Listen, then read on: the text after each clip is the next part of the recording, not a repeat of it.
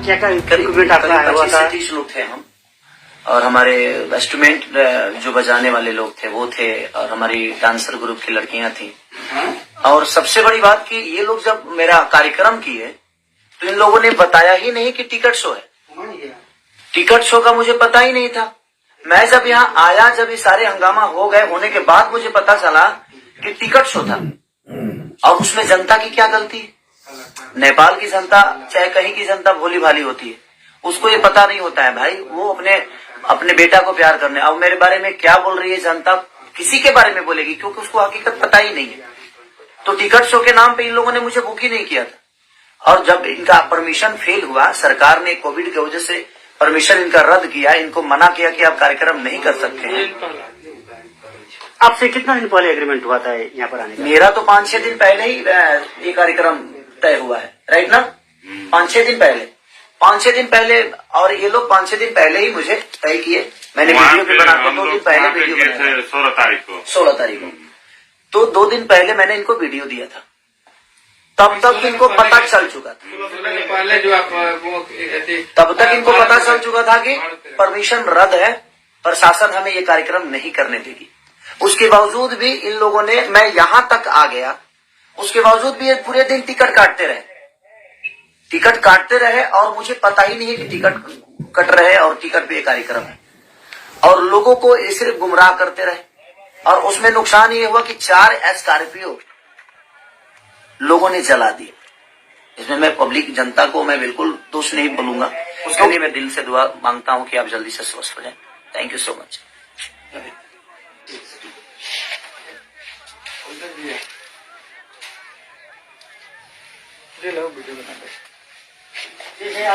उहाँ जुन छ हाम्रो यहाँ होटलमा आइसक्नु भएको थियो, अनि त्यसपछि गएर हामीलाई पनि कुनै जानकारी तपाईलाई गएर यो पुलिस प्रशासनबाट कुनै जानकारी भएन। एक्कासी उहाँहरूले जब गएर तपाईलाई गएर जुन छ के अरे 12 बजेतिर पनि जुन छ जब गएर आधी मान्छे उहाँको भित्राइसकेपछि गरी तपाईँको जुन छ उहाँको म्युजिसियनहरू अरू विभिन्न मान्छे 15-16 जना भित्राइसकेपछि त्यसपछि हामी एउटा टिकट पनि गएर सुरु गर्यौं।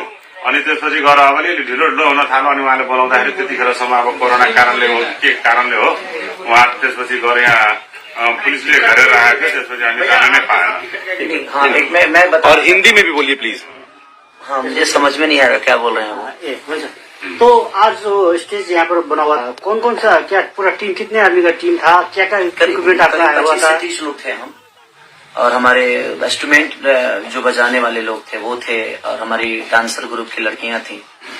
और सबसे बड़ी बात कि ये लोग जब मेरा कार्यक्रम किए तो इन लोगों ने बताया ही नहीं कि टिकट शो है। टिकट शो का मुझे पता ही नहीं था। मैं जब यहाँ आया, जब ये सारे हंगामा हो गए, होने के बाद मुझे पता चला कि टिकट शो था। और उसमें जनता की क्या गलती? नेपाल की जनता चाहे कहीं की जनता भोली भाली होती है, उसको ये पता नहीं होता है भाई। वो अपने बेटा को प्यार करने, अब मेरे बारे में क्या बोल रही है जनता, किसी के बारे में बोलेगी, क्योंकि उसको हकीकत पता ही नहीं है। तो टिकट शो के नाम पे इन लोगों ने मुझे बुक ही नहीं किया था।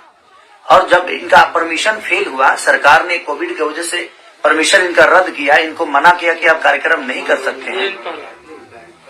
आपसे कितना दिन पहले एग्रीमेंट हुआ था यहाँ पर आने का? मेरा तो 5-6 दिन पहले ही ये कार्यक्रम तय हुआ है, राइट ना? 5-6 दिन पहले, और ये लोग 5-6 दिन पहले ही मुझे तय किए। मैंने वीडियो भी बनाया, 2 दिन पहले वीडियो बनाया, 16 तारीख को। तो 2 दिन पहले मैंने इनको वीडियो दिया था, तब तक इनको पता चल चुका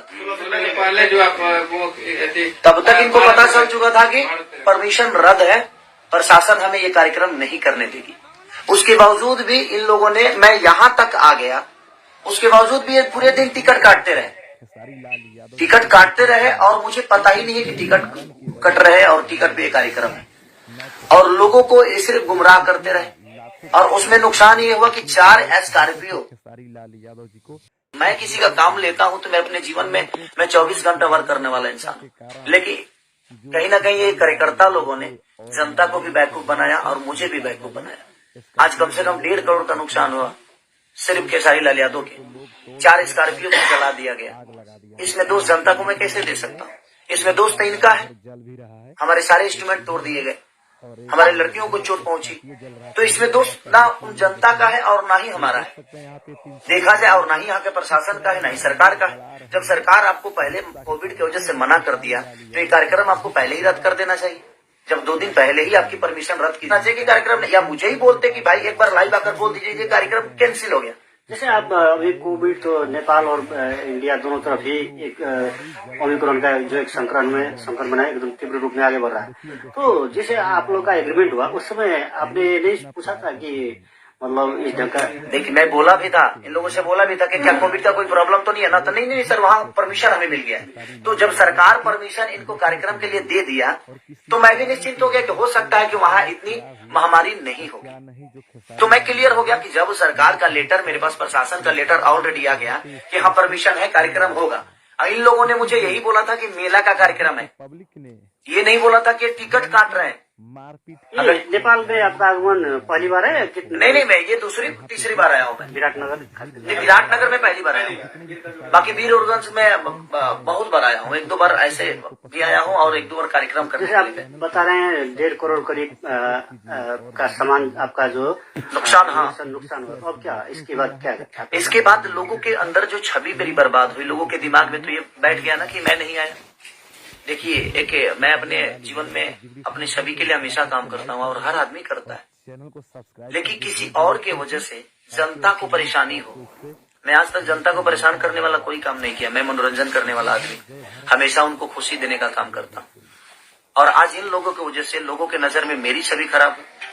लोगों के नजर में लगा कि खेसारी लाल यादव आया ही नहीं, जबकि सुबह 7 बजे से मैं होटल पे हूँ, 8 बजे से। अब इससे आपका एक जो फैन फॉलोइंग है उसको भी नहीं, जनता को हकीकत पता चलेगा तो जनता बेवकूफ थोड़ी है। और जनता ने जो किया है वो अपने हिसाब से बिल्कुल सही है। मैं कुछ जनता को गलत नहीं बोल सकता, क्योंकि गलत तो इन लोगों ने किया कि इन लोगों ने परमिशन नहीं रहने के बावजूद भी मुझे बताया तक नहीं तो मैं सुबह आया जरूर। मैं बिना कार्यक्रम किए मैं लाइव आ जाता कि प्रशासन की वजह से कार्यक्रम रद्द हो गया है, आप लोग नहीं आइएगा कार्यक्रम में। और लोगों को सिर्फ गुमराह करते रहे और उसमें नुकसान ये हुआ कि 4 स्कॉर्पियो लोगों ने जला दी। इसमें मैं पब्लिक जनता को मैं बिल्कुल दोष नहीं बोलूंगा, क्योंकि इन लोगों ने गुमराह जनता को भी किया और मुझे भी किया। तो आपका कहना है कि जो भी हुआ आयोजक की तरफ से आयोजक अगर मुझे सुबह ही बता दिया होता कि भैया यहाँ परमिशन नहीं है, प्रशासन हम आपको नहीं दे सकते, तो इसमें प्रशासन का भी कोई रोल नहीं है भाई प्रशासन। अब मैं यहाँ आया 8 बजे 9 बजे में पहुंचा, 9 बजे पहुंचने के बाद 10 बजे में रेडी होके बैठ गया। जैसे निकलना चाहा पूरी प्रशासन पूरे होटल को घेर लिया गया कि आप कार्यक्रम करने जा ही नहीं सकते। तो मैं प्रशासन को तोड़ के तो नहीं जाऊंगा, क्योंकि मैं आउट ऑफ इंडिया हूँ। ये इंडिया तो है नहीं, ये बिहार तो है नहीं, यूपी तो है नहीं। अब प्रशासन बोल रहा है कि आप जा ही नहीं पाओगे, आपको नहीं जाने देंगे हम, क्योंकि वहां पे कोई व्यवस्था नहीं है।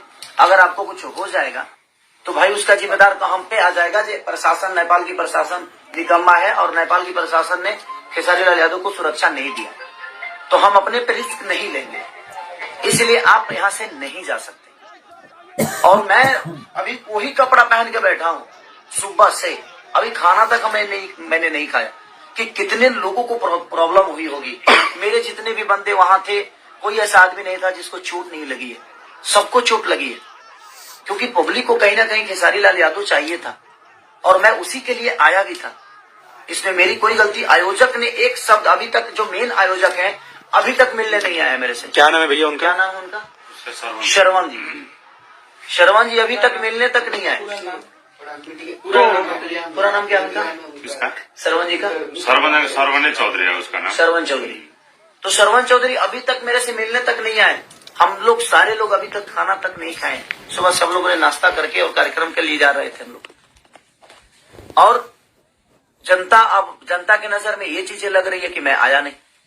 अभी आप देख ही रहे हैं ना कि यहाँ पे हैं, ये भी हैं हमारे प्रशासन, यहाँ के प्रशासन भी हमारे एसपी साहब के, जो हमारे प्रशासन के लोग हैं वो भी हैं। ऐसा नहीं है कि मैं गलत हूँ, मैं किसी का काम लेता हूँ तो मैं अपने जीवन में मैं 24 घंटा वर्क करने वाला इंसान हूँ, लेकिन कहीं ना कहीं ये कार्यकर्ता लोगों ने जनता को भी बेवकूफ बनाया और मुझे भी बेवकूफ बनाया। आज कम से कम 1.5 करोड़ का नुकसान हुआ सिर्फ खेसारी लाल यादव के। 4 स्कॉर्पियो को जला दिया गया। इसमें दोष जनता को मैं कैसे दे सकता। नेपाल के सुनसरी जिला के विराटनगर में मेला का आयोजन किया गया था। नेपाल सरकार 2 दिन पहले खेसारी लाल यादव के आने के परमिशन रद्द कर दिया था, लेकिन आयोजक सरवन चौधरी ने खेसारी लाल यादव को यह जानकारी नहीं दी और न ही पब्लिक को यह बताया। प्रोग्राम के 2 घंटे पहले जिस होटल में खेसारी लाल यादव रहते थे, उसको 2 घंटे पहले पुलिस ने घेर लिया और बोला कि मेला के कार्यक्रम में कोई प्रशासन की अनुमति नहीं है, इसलिए आप होटल में ही रहे।